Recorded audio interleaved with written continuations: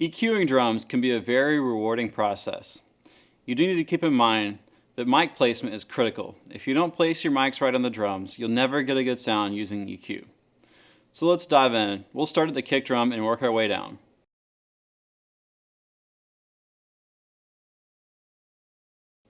The first thing we'll do is make sure that our high pass filter is turned off, because you want the low frequencies on a kick drum. Then we'll take out some low mid energy. We'll start around 250 Hertz, take some of that out. The next thing we'll do is take out some mid-range frequencies. We'll do a cut around 250 Hertz and another around 500 or 600 Hertz. Now this helps get rid of the boxy sound, or keeps the drum from sounding like it's made out of plastic.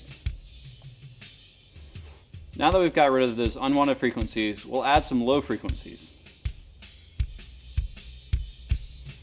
And then we can add some high frequencies for attack. Now, if your console lets you choose your low frequency, you can choose anywhere between 40 Hertz and 80 Hertz. And on the high frequencies, you can add some 4K or some 10K.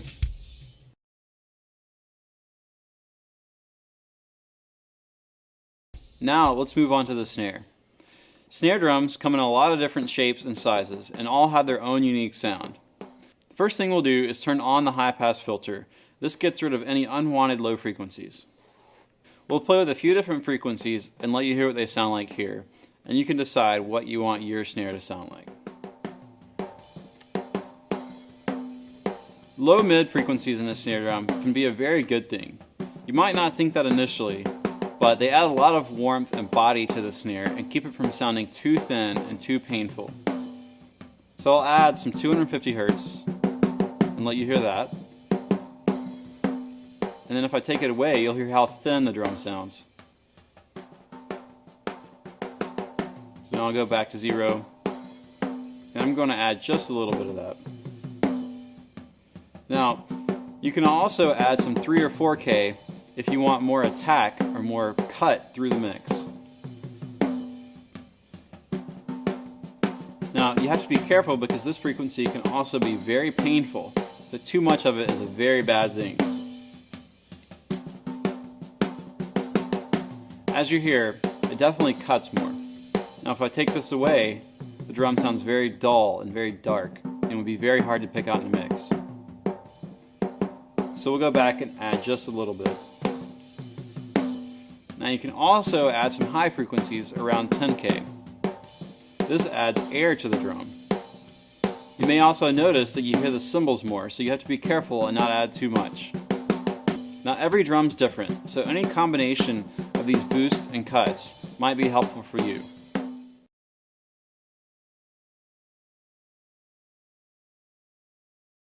Now we'll move on to the hi-hat. First thing we'll do in the hi-hat is put our high pass filter on to get rid of unwanted low frequencies. We'll also go ahead and take out some low frequencies on the EQ just in case anything else is getting by. Now hi-hat mics are usually used just to supplement when needed, so you're probably not going to want a lot of it, but if you do, you're going to want the high frequencies. You might want to take out some 3 or 4K to get rid of the hurt. And then you can add some high frequencies if you want it.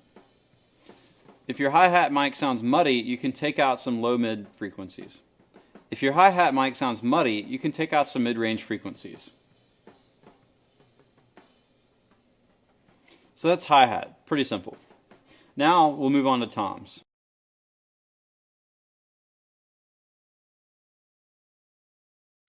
Now we'll move on to toms.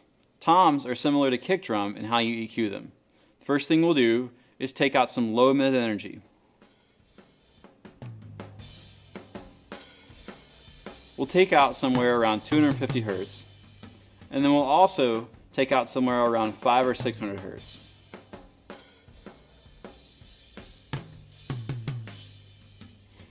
So this gets rid of the plasticky or boxy sound of a drum.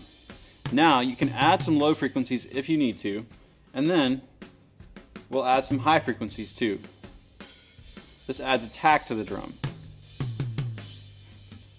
You can usually EQ both toms in a pretty similar fashion and get good results.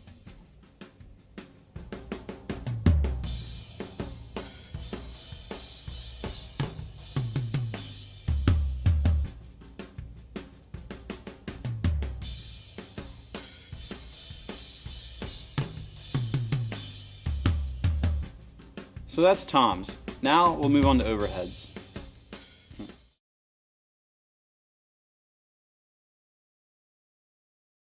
Now we'll move on to the overheads. The first thing we'll do is make sure that the high pass filter is on because we don't want any unnecessary low frequencies in our overheads. Now we can start by taking out any mid-range energy that might make the cymbals sound muddy. But don't take out too much because you can make your cymbals sound too thin.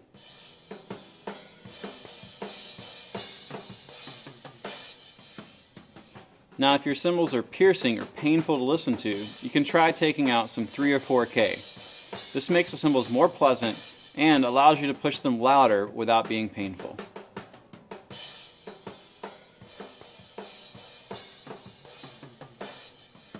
So that's overheads. Now I'll push the whole drum kit up and let you hear what everything sounds like all together.